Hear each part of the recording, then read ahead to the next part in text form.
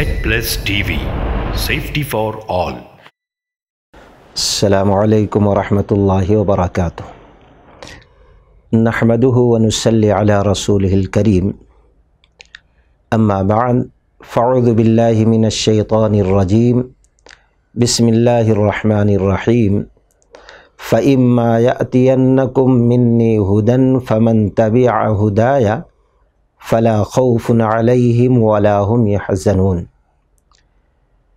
قال النبی صلی اللہ علیہ وسلم ان تلد الأمة ربتها وان ترى الحفاة العراة رعي الشاء يتطاولون في البنيان، رواہ المسلم۔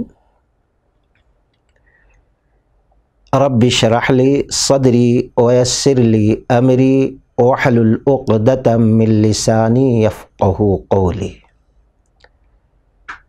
تمام قسم کی تعریف اللہ تعالیٰ کے لیے سزاوار ہے، اور درود السلام ہو اللہ کے پیارے نبی محمد الرسول اللہ صلی اللہ علیہ وسلم پر۔ خطبہ مسنونہ کے بعد میں نے سورۃ البقرہ کی ایک آیت کریمہ کا ٹکڑا پڑھا کہ رب العالمین نے جب آدم علیہ السلام کو، حوا رضی اللہ تعالیٰ عنہا وغیرہ کو بھیج دیا، توبہ قبول ہو گئی، تو اللہ تبارک و تعالیٰ نے یہ کہا کہ ابھی دوبارہ جنت میں نہیں آنا ہے، بلکہ وَلَكُمْ فِي الْأَرْضِ مُسْتَقَرٌّ وَمَتَاعٌ إِلَىٰ حِينٍ، ایک مقررہ وقت تک اسی زمین پر رہنا ہے۔ اور پھر اللہ تعالیٰ نے فرمایا میرے طرف سے ہدایت جائے گی، جو شخص اس ہدایت کی اتباع کرے گا فلا خوف علیہم، تو اس کو کوئی خوف نہ ہوگا، یعنی دنیا کے اندر بھی کوئی خوف نہ ہوگا اور نہ آخرت میں، کہ جب ایک دن یہ دنیا ختم ہوگی دوسری دنیا قائم ہوگی، اس دنیا کے اندر ہم نے جو اچھا برا کیا ہے، دن قیامت میدان محشر میں اللہ تعالیٰ کے حضور ٹھہر کر ہمیں اس کا حساب دینا ہے۔ اچھا کیا ہے تو الحمدللہ جنت کی شکل میں اللہ عطا فرمائے گا ہم کو انعام، اور برا کیا ہے تو اس کی سزا اللہ ہمیں دے گا۔ تو اگر ہم نے جو اللہ تعالیٰ نے ہدایت بھیجی، یعنی قرآن کی شکل میں اور نبی علیہ السلام کی شکل میں، اس کی اتباع کرتے ہیں، تو دنیا کے اندر بھی ہمیں کوئی خوف ہوگا نہ آخرت میں، اسی طریقے سے نہ کسی قسم کا غم ہوگا آخرت میں۔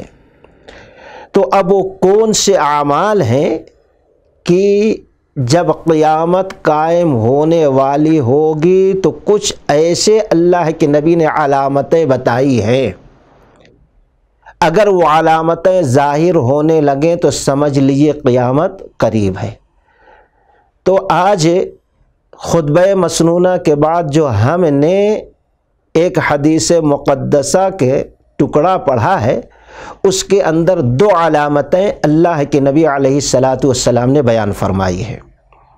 یہ ایک لمبی حدیث ہے جس کو حدیث جبرائیل کہتے ہیں، جس کو امام بخاری رحمۃ اللہ علیہ نے، امام مسلم رحمۃ اللہ علیہ نے اور کئی محدثین نے نقل کیا ہے۔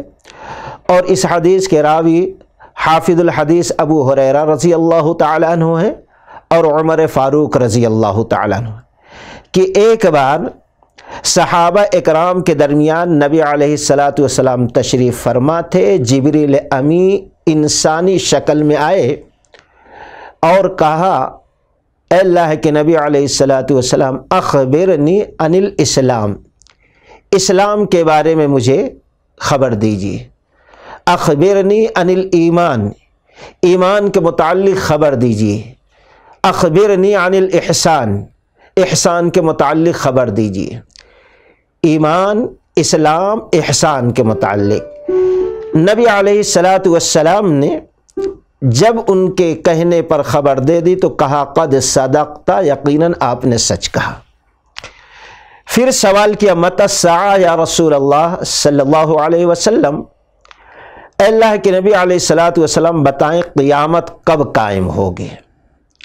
آپ نے فرمایا جتنا جس سے سوال کیا جا رہا وہ جانتا ہے قیامت کے متعلق اتنا ہی سوال کرنے والا جانتا ہے، یعنی سائل بھی اتنا جانتا ہے اتنا ہی مسئول بھی جانتا ہے۔ ہاں کچھ علامتیں میں بتا دے رہا ہوں۔ تو اللہ کے نبی صلی اللہ علیہ وسلم نے اس وقت دو علامت بتائی۔ ایک علامت ان تلد الامۃ ربتہا، آپ نے فرمایا قیامت کی نشانیوں میں سے ایک نشانی یہ ہے کہ جب لونڈی اپنے آقا کو جننے لگے گی۔ اب کیا مطلب ہے کہ لونڈی آقا کو جنے، یا کہ یوں سمجھ لیجئے کہ نوکرانی اپنے مالک کو جنے، یا پھر بھی نہیں سمجھ میں آ رہا تو یوں سمجھ لیجئے کہ بیٹی اپنے بابا کو پیدا کرے۔ تو یہ ساری چیزیں محال نظر آتی ہیں، ناممکن ہیں۔ علماؤں نے حدیث کے اس ٹکڑے کی وضاحت مختلف انداز میں کی ہے۔ ایک تو یہ ہے کہ ایک وقت آئے گا کہ لوڈیوں سے جو بچے پیدا ہوں گے وہ بادشاہت کریں گے۔ ایسے وقت میں جب بیٹا بادشاہ ہوگا تو ماں رعایا میں سے ہوگی، تو گویا جو رعایا بنی ہے وہ جو ہے اپنے آقا کو جنم دی ہے۔ ایک مطلب یہ ہے۔ اور آج ہم دیکھتے ہیں کتنے ایسے لوگ ہیں چھوٹے موٹے ملک کے اندر کہ جو آج وزارت کی کرسی پہ بیٹھے ہوئے ہیں۔ اسی طریقے سے دوسرا مفہوم جو بیان کیا اس حدیث کا، اس لفظ کا، یہ ہے کہ آخر وقت میں جنگیں خوب ہوگی، مرد قتل کیے جائیں گے، تو ایسے وقت میں عورتوں کو قید کیا جائے گا اور بیچا جائے گا۔ کچھ دنوں کے بعد وہ خریدنے والا بیچ دے گا، پھر اس کو پھر بیچ دے گا۔ اس طریقے سے ان عورتوں کی خرید فروخت ہوتی رہے گی۔ ایک دن ایک شخص خریدے گا، خریدنے والا جو ہوگا اس کو یہ پتہ نہیں ہوگا یہ جس کو میں خرید رہا ہوں لونڈی کے طور پر یہ میری ماں ہے، اور اس عورت کو یہ نہیں معلوم ہوگا کہ یہ میرا بیٹا جس کو ہم نے اپنے پیٹ سے جنم دیا ہے۔ یہ دوسری وضاحت ہے جس کو علماء نے بیان فرمائے اس لفظ کا۔ اور تیسری وضاحت یہ ہے کہ حقیقت میں نوکرانیاں لونڈیاں اپنے مالک کو، اپنے ملکہ کو، اپنے آقا کو اپنے پیٹ سے جنم دیں گی۔ آج کے دور میں دیکھیں یہ چیز ہے کہ نہیں؟ دیکھتے ہیں آج عام طور پر بہت سے لوگوں کو بچہ فطرتی طور پر قدرتی طور پہ نہیں ہو رہا ہے، تو وہ کوشش کر رہے ہیں کہ مرد کا نطفہ نکال کر پھر مصنوعی طریقے سے عورت کے رحم میں داخل کیا جا رہا ہے۔ آج یہ چیز ہو رہی ہے، اور آپ یقین مانیں چند سال پہلے میں نے ایک میگزین پڑھی بڑی تفصیل سے، تو عقل حیران و پریشان رہ گئی کہ یہ چیز ہندوستان میں بھی ہے۔ بہت سے مرد باہر کے ہیں، یہ یہاں کے بڑے لوگوں میں، کہ جب ان کی بیویاں بچہ جننے کے لیے تیار نہیں کہ ان کی جسمانی خوبصورتی خطرے میں پڑ جائے گی، کم ہو جائے گی، تو ویسے لوگ جو ہیں بہت سے یہاں دلال ایسے ہیں کہ جو ایسی عورتوں کو تلاش کر کے رکھے ہیں۔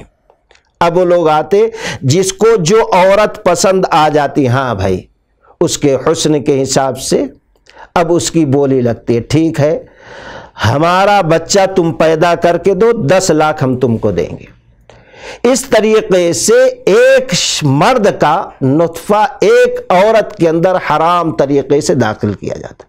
اور اس کے گھر کے اندر ضروریات کی ساری چیزیں مہیا کی جاتی ہیں، چاہے فریج ہو یا اے سی ہو، جو بھی چیزیں ہوں، یہاں تک کہ 9 مہینے کے بعد جب وہ بچہ جنم دیتی ہے تو وہ پیسہ اپنا وصول کر لیتی ہے، وہ شخص بچہ لے کر چلا جاتا ہے۔ عام طور پر ہندوستان کے اندر کئی ایسے شہروں کے نام دیے گئے تھے کہ یہ کاروبار چل رہا ہے، تو ظاہر بات ہے جو مرد خریدا اس عورت کو قیمت دیا، یہ مالک بنا، یہ نوکرانی بنی، یا آقا بنا، یہ لوڈی بنی۔ تو جو بچہ پیدا ہو رہا ہے تو ظاہر بات ہے اس شخص کا ہوگا۔ جب یہ آدمی کا کی نوکرانی یہ عورت ہوئی تو ظاہر بات ہے اس کے بیٹے کی بھی نوکرانی یہ ہو گئی، تو گویا نوکرانی نے اپنے مالک کو جنم دیا۔ آج کل یہ چیز بہت عام ہے، یہاں تک کہ ہمارے پہچاننے والے میں بھی بہت سے ایسے بھائی ہیں کہ اگر بچہ پیدا نہیں ہو رہا ہے تو سمجھتے ہیں یہ صحیح طریقہ ہے، جبکہ قرآن و حدیث کے حساب سے غلط طریقہ ہے یہ بچے کی پیدائش کے۔ کیوں؟ کتنا بھی ڈاکٹر یہ کہے کہ نہیں مرد کا ہی نطفہ عورت کے رحم میں داخل کیا جا رہا، غلط ہے۔ کیونکہ ہمارے خاص دوست کے بھوپال کے ہیں، اسی لائن میں تھے، انہوں نے فون کر کے کہا میں توبہ کر رہا ہوں اور یہ راستہ میں چھوڑ رہا ہوں۔ کیوں؟ تو انہوں نے کہا ڈاکٹر کتنا بھی کہے یہ صحیح ہے، لیکن چونکہ ایک زمانے سے میں اس کے اندر کام کر رہا ہوں، اس لائن کا ہوں، اس لیے ہو ہی نہیں سکتا کہ مرد کا جو نطفہ نکالا جاتا ہے اسی کی بیوی میں کے رحم میں داخل کیا جاتا ہے، تو یہ حرام ہے ایک دم۔ آج ہندوستان میں یہ چیز یا دنیا کے اندر عام ہے، یہ بھی زناکاری بدکاری کا ایک طریقہ ہے۔ تو کچھ علماؤں نے بیان کیا کہ یہ بھی ہے اس طریقے سے جو ہو رہا ہے، گویا لوڈیاں اپنے مالک کو پیدا کر رہی ہیں، یہ وضاحت ہے۔ اور چوتھی وضاحت اس حدیث کے لفظ کی یہ کہی کہ آخری زمانے میں اولاد اپنے ماں باپ کی نافرمان ہوگی، اس طریقے سے نافرمانی کرے گی گویا ماں باپ ان کے نوکر ہیں، غلام ہیں، اور یہ اپنے ماں باپ کے آقا ہیں۔ عام طور پر ہم آج دیکھتے ہیں کہ بڑے بچے ہو گئے ہیں، اپنے ہاتھ سے ساری ضروریات کی چیزیں کر سکتے ہیں، لیکن اکثر مسلمانوں میں یہ بیماری، یہ نحوست ہے، بچے سوئے رہتے ہیں، ماں بیچاری نوکرانی کی طرح اٹھتی ہے اور پھر کھانا بناتی ہے، کھانا لا کر دسترخوان پہ رکھتی ہے، پھر ڈرتے ڈرتے ایک سے کئی بار اپنے بچوں کو اٹھاتی ہے، کپڑوں کو پریس کرتی ہے، حد تو یہ ہے کہ جوتے چپل بھی لا کر بچوں کے سامنے رکھتی ہے جب اسکول ڈرتے ڈرتے بھیجاتی ہے۔ تو گویا ایک نوکرانی ہے جو اپنے مالک کو پیدا کی ہے۔ تو یہ نافرمانیاں آج ہم دیکھتے ہیں، جبکہ غیر مسلم بھائیوں میں ہم دیکھتے ہیں اسی عمر کا بچہ رہتا ہے، دودھ بیچارہ لیتا ہے، گھر گھر ڈالتا ہے، آتا ہے، پوری تیاری گھر کے کرتا ہے، پھر وہی بچہ اسکول جاتے ہوئے نظر آتا ہے۔ لیکن یہ نحوست عام طور پر مسلمان کے گھروں میں پائی جاتی ہے۔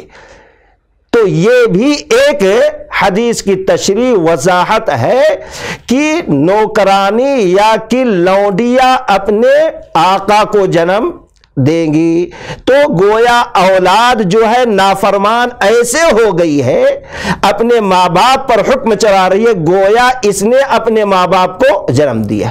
تو یہ چار اس لفظ کی وضاحت علماء بیان کیا، اور میں سمجھتا ہوں یہ جتنی تشریح کی گئی ہے ساری بیماریاں آج ہمارے معاشرہ میں پائی جاتی ہیں، تو یہ بھی قیامت کی ایک علامت ہے۔ اللہ سے دعا ہے کہ اللہ تبارک و تعالی ان برائیوں سے ہمیں اور آپ کو محفوظ رکھے۔ اور اس کے بعد اللہ کے نبی صلی اللہ علیہ وسلم نے فرمایا وَأَن تَرَى الْعُفَاةَ الْعُرَاةَ رَأْيَ الشَّاءِ يَتَطَاوَلُونَ فِي الْبُنْيَانِ۔ کہ جب تم یہ دیکھو کہ ننگے پیر والے، ننگے بدن والے، فاقہ کش چرواہے کے پاس مال آ گیا اور وہ بڑی بڑی عمارتیں بنانے میں ایک دوسرے پر فخر کر رہے ہیں، تو سمجھ لو اب قیامت قریب ہے۔ آج یہ چیز بھی ہمارے معاشرہ میں پائی جاتی ہے، چاہے افراد کے حساب سے دیکھ لیجئے، چاہے شہر کے حساب سے دیکھ لیجئے، چاہے گاؤں کے حساب سے دیکھ لیجئے، یا کہ چاہے ملک کے حساب سے دیکھ لیجئے۔ آج ہر ملک ہے وہ اس کے پیچھے لگا ہے کہ ہم کتنا بڑا مینار بنا دیں کہ دنیا سے لوگ دیکھنے آئیں کہ سب سے بڑا مینار فلاں ملک میں ہے۔ جیسے پاکستان، منار پاکستان مشہور ہے، یا کہ برج خلیفہ ہے۔ اگر ضرورت ہے بڑی بڑی بلڈنگیں بنانے کی تو کوئی بات نہیں، لیکن فخر کے طور پر ایک دوسرے کو نیچا دکھانے کے لیے اگر یہ ساری چیزیں کی جا رہی ہیں تو یہ باعث مذمت ہے اور قیامت کی بری نشانیوں میں سے ایک نشانی ہے، اور یہ علامتیں آج تقریباً سارے ملک میں پائی جا رہی ہے۔ کرکٹ کا میدان سب سے اچھا وہ بنا دے تاکہ پوری دنیا میں لوگ جانیں کہ فلاں ملک کے اندر یہ کرکٹ کا گراؤنڈ سب سے بہتر اور خوبصورت ہے۔ کوئی بلڈنگ، کوئی برج، کوئی پل، کوئی گراؤنڈ، کوئی کچھ بنا رہا ہے، فخر کے لیے بنا رہا ہے۔ اسی طریقے سے آج کون ایسا شخص ہے جس کی چاہت نہ ہو، جس کی تمنا نہ ہو، جس کی کوشش نہ ہو کہ بازار میں لبے روڈ اس کی بلڈنگ ہو اور سب سے اونچی بلڈنگ ہو، اس کا شاپ ہو اور سب سے خوبصورت ہو، لوگ دیکھ کر متاثر ہو اور یہ سوچے کہ اس سے بہتر اور کوئی شاپ یا کوئی بلڈنگ نہیں ہے۔ اسی طریقے سے ہم آپ دیکھتے ہیں کہ جن کو ہم دیکھتے تھے، آج بھی آپ گاؤں میں چلے جائیے، آج بھی جن کے پیروں میں چپل نہیں، جسم پہ کپڑے نہیں ہیں، ننگے پاؤں، ننگے بدن، بکریاں چرا رہے ہیں، جانور چرا رہے ہیں، چاہے عجم میں ہو چاہے عرب میں ہو، کیونکہ اللہ کے نبی صلی اللہ علیہ وسلم کی ایک روایت مسند احمد کی ہے کہ عرب کے دیہاتی لوگ ایسا کریں گے۔ تو دنیا کے اندر جہاں بھی دیکھیں گے، یہاں بھی کھیڑے گاؤں میں چلے جائیے کہ جو بکریاں چرانے والے ہیں کبھی بھوکے رہتے تھے بیچارے، آج کسی بھی حساب سے جائز ناجائز کہ ان کے پاس پیسہ آ گیا یا بینک نے لون دینا شروع کر دیا ہے، تو چھوٹے چھوٹے گاؤں میں بڑی بڑی بلڈنگیں بن رہی ہیں، خوبصورت خوبصورت گھر بن رہے ہیں، اور ایک دوسرے سے بازی مار رہے ہیں کہ میرا گھر بڑا ہے، میرا گھر خوبصورت ہے۔ کسی کھیڑے گاؤں میں تو اس طریقے سے خوبصورت گھر بنی ہے، سوچنا پڑتا بڑے شہر میں ایسا گھر ہے، ایسی بلڈنگ ہے کہ نہیں ہے۔ تو اللہ کے نبی صلی اللہ علیہ وسلم نے جبریل امی کو قیامت کی علامت بیان کرتے ہوئے بتایا کہ جب تم دیکھو ننگے پیر والے اور ننگے بدن والے، بھوکے رہنے والوں کے پاس پیسے آ گئے اور وہ بڑی بڑی عمارتیں بنانے میں ایک دوسرے پر فخر کر رہے ہیں، تو سمجھ لو کہ اب قیامت کی نشانی آ گئی، قیامت قریب ہے۔ تو اس حدیث پر بھی غور کریں، کیا ہمارے معاشرے میں یہ علامت پائی جا رہی ہے، یہ نحوست پائی جا رہی ہے، یہ بیماری پائی جا رہی ہے کہ نہیں پائی جا رہی ہے؟ اگر ہمارے اندر ہے تو ہم یہ کوشش کریں اس برائی سے اپنے دل کو صاف کر لیں۔ اللہ تعالیٰ سے دعا ہے کہ اللہ تبارک و تعالیٰ ہر قسم کے برائی سے ہمیں اور آپ کو محفوظ رکھے اور قرآن و سنت کے مطابق زندگی گزارنے کی توفیق رفیق عطا فرمائے۔ وآخر دعوانا ان الحمد للہ رب العالمین۔ السلام علیکم۔